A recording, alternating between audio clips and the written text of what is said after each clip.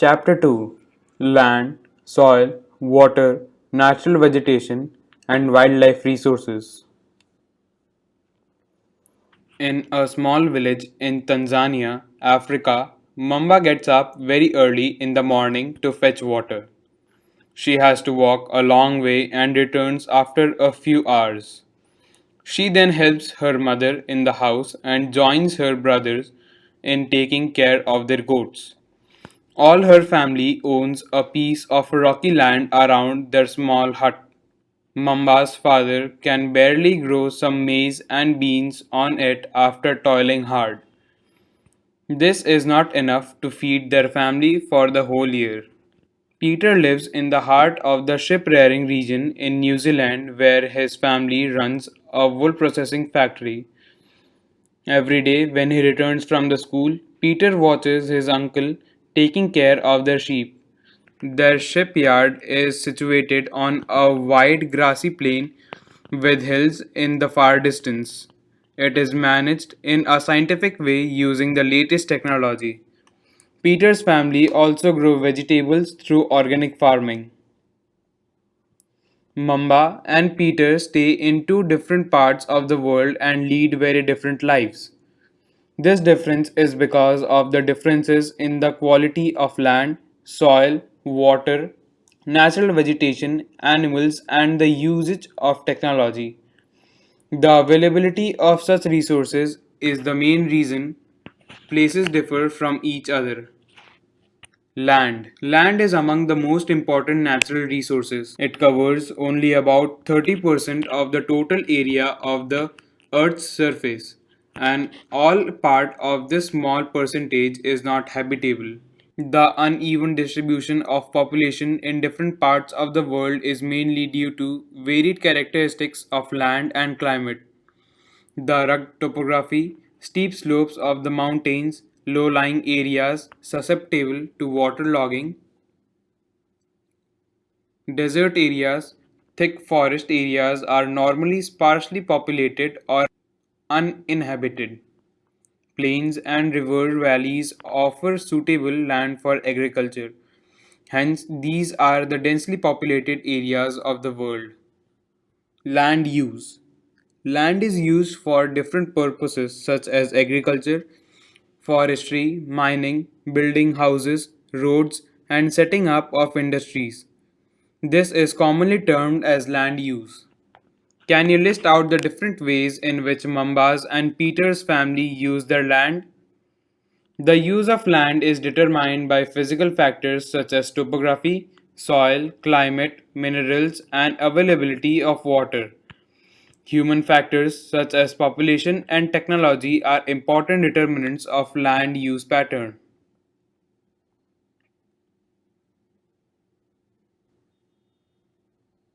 Land can also be divided on the basis of private land and community land. Private land is owned by individuals, whereas community land is owned by the community for common uses like collection of fodder, fruits, nuts, or medicinal herbs. These community lands are also called common property resources. People and their demands are ever growing, but the availability of land is limited. The quality of land also differs from place to place. People started encroaching the common lands to build up commercial areas, housing complexes in the urban areas, and to expand the agricultural land in the rural areas. Today, the vast changes in the land use pattern also reflect the cultural changes in our society. Land degradation, landslides, soil erosion, desertification are the major threats to the environment because of the expansion of agriculture and constructional activities.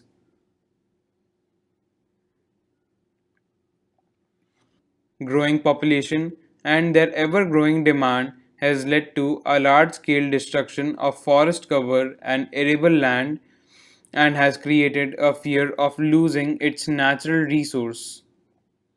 Therefore, the present rate of degradation of land resources must be checked. Afforestation, land reclamation, regulated use of chemical pesticide, and fertilizers and checks on overgrazing are some of the common methods to conserve land.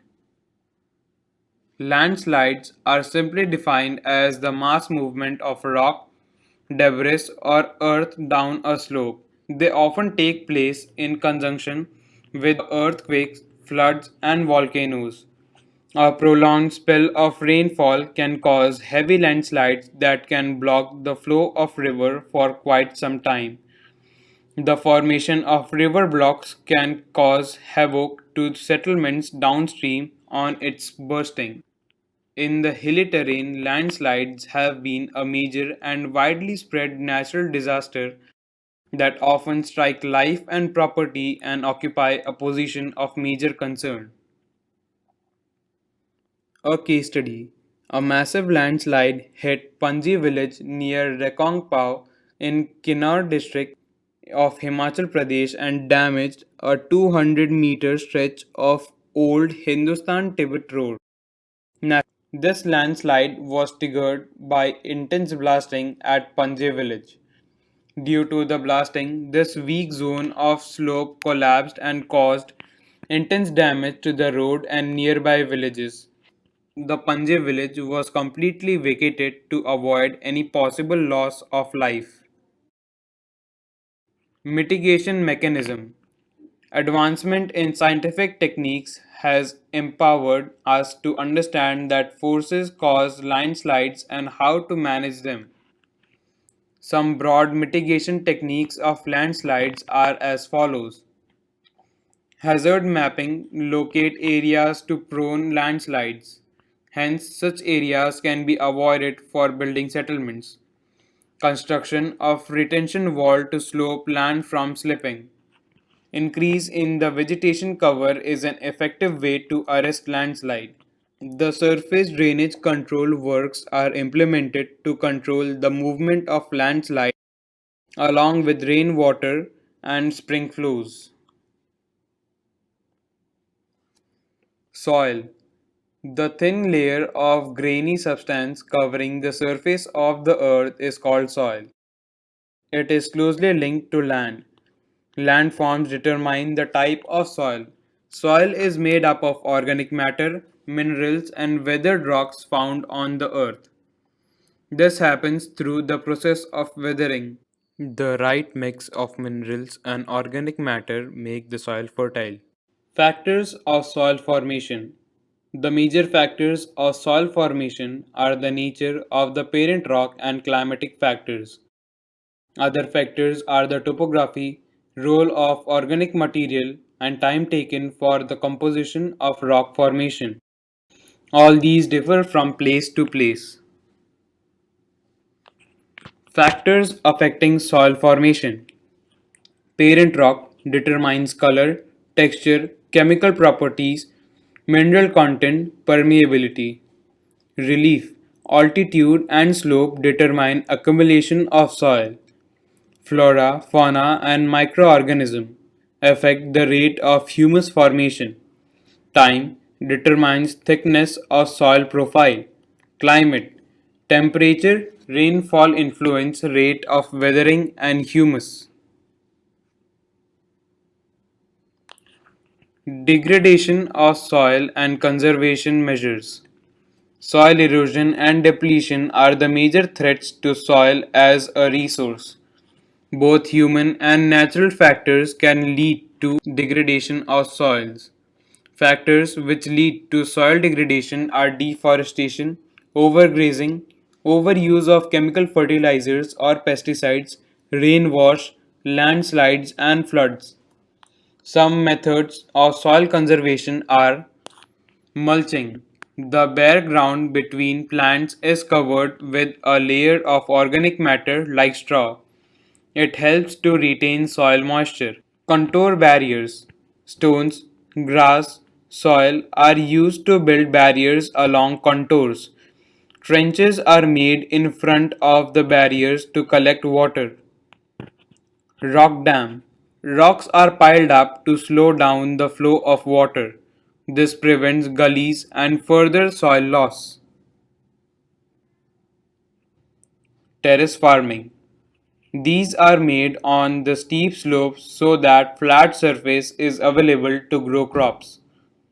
They can reduce surface runoff and soil erosion. Intercropping. Different crops are grown in alternate rows and are sown at different times to protect the soil from rainwash. Contour plowing. Plowing parallel to the contours of a hill slope to form a natural barrier for water to flow down the slope. Shelter belts. In the coastal and dry regions, row of trees are planted to check the wind movement to protect soil cover.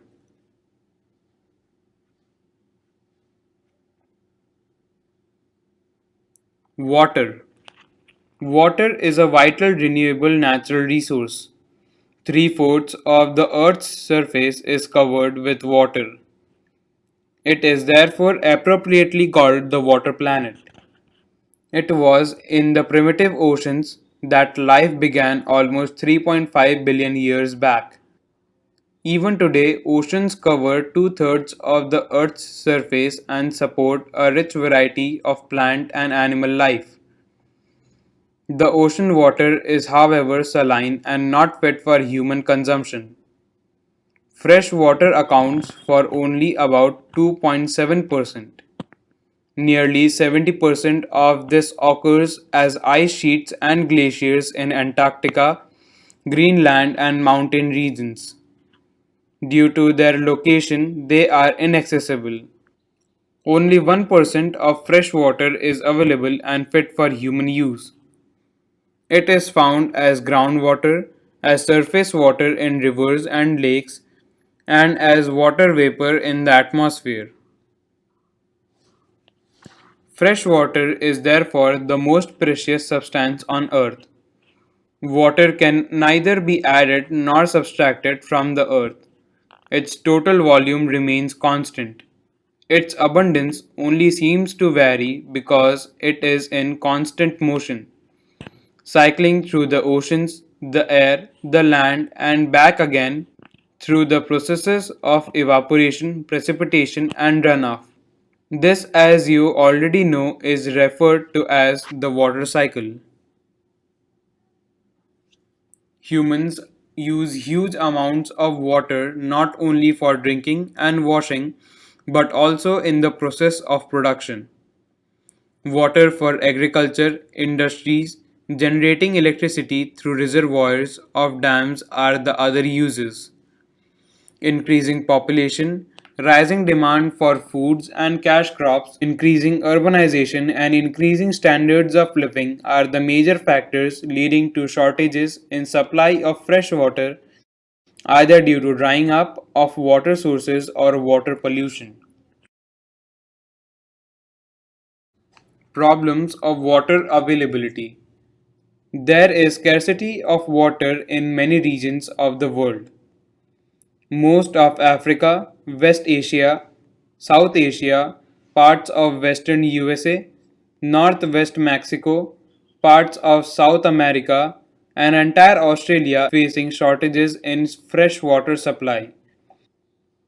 Countries located in climatic zones most susceptible to droughts face great problems of water scarcity. Thus, water shortage may be a consequence of variation in seasonal or annual precipitation, or the scarcity is caused by overexploitation and contamination of water sources. Conservation of water sources. Access to clean and adequate water source is a major problem facing the world today. Steps have been taken to conserve this dwindling resource. Even though water is a renewable resource, its overuse and pollution make it unfit for use. Discharge of untreated and partially treated sewage, agricultural chemicals, and industrial effluents in water bodies are major contaminants. They pollute water with nitrates, metals, and pesticides. Most of these chemicals, being non biodegradable, reach human bodies through water. Water pollution can be controlled by treating these effluents suitably before releasing them in water bodies. Forest and other vegetation covers slow the surface runoff and replenish underground water. Water harvesting is another method to save surface runoff. Water is used for irrigating fields. The canals should be properly lined to minimize losses by water seepage. Sprinklers effectively irrigate the area by checking water losses through seepage and evaporation. In dry regions with high rates of evaporation, drip or trickle irrigation is very useful. The valuable water resource can therefore be conserved by adopting these means of conservation. Natural vegetation and wildlife. Some school children were visiting an exhibition on handicrafts.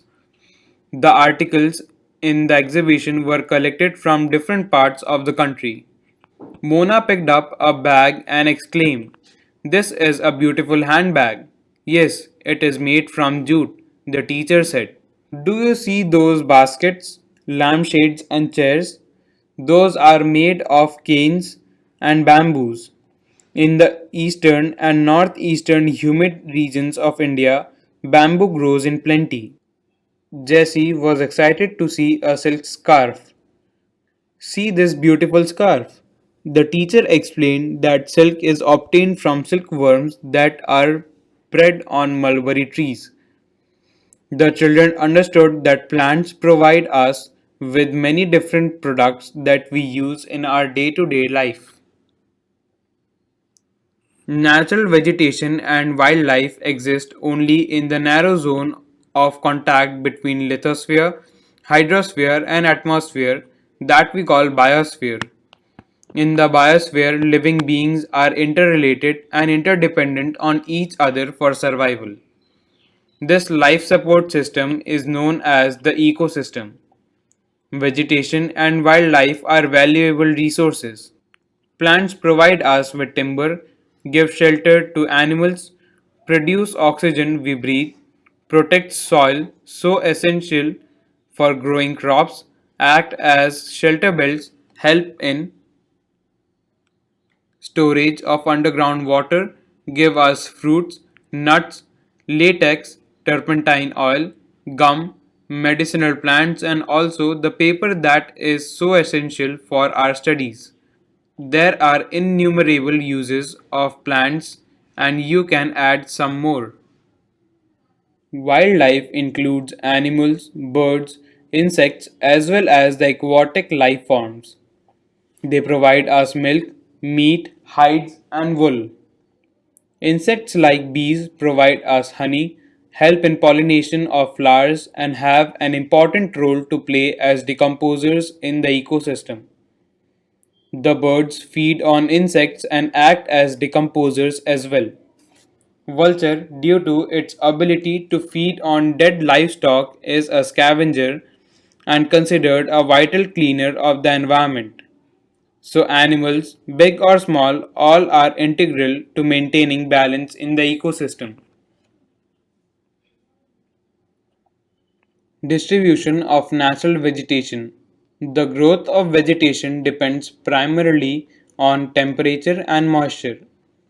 The major vegetation types of the world are grouped as forests, grasslands, scrubs, and tundra.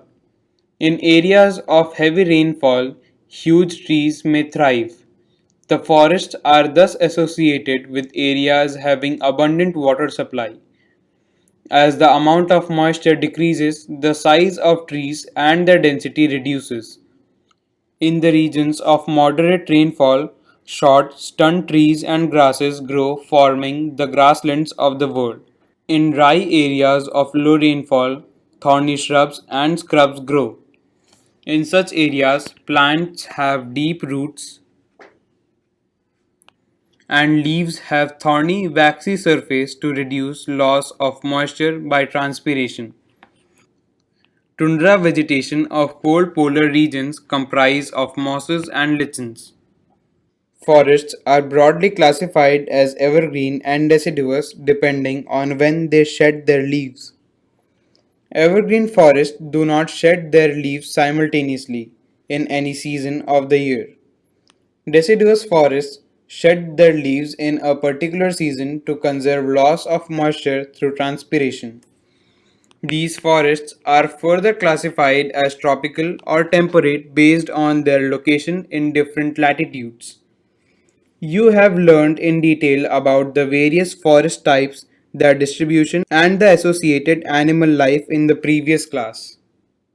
Today, there are many more people in the world than there were 2 centuries back.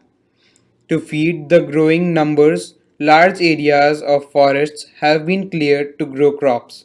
Forest cover all over the earth is vanishing rapidly. There is an urgent need to conserve this valuable resource. Conservation of natural vegetation and wildlife. Forests are our wealth. Plants give shelter to the animals and together they maintain the ecosystem. Changes of climate and human interferences can cause the loss of natural habitats of the plants and animals. Changes in climate and human interferences may cause the loss of natural habitats for the plants and animals. Many species have become vulnerable or endangered, and some are on the verge of extinction. Deforestation, soil erosion, constructional activities, forest trees, tsunami, and landslides are some of the human made and natural factors which together accelerate the process of extinction of these great natural resources. One of the major concerns is the increasing incidence of poaching that result in a sharp decline in the number of particular species. The animals are poached for collection and illegal trade of hides, skins, nails, teeth, horns, as well as feathers. Some of these animals are tiger, lion, elephant, deer, black buck, crocodile, rhinoceros, snow leopard, ostrich, and peacock. These can be conserved by increasing awareness.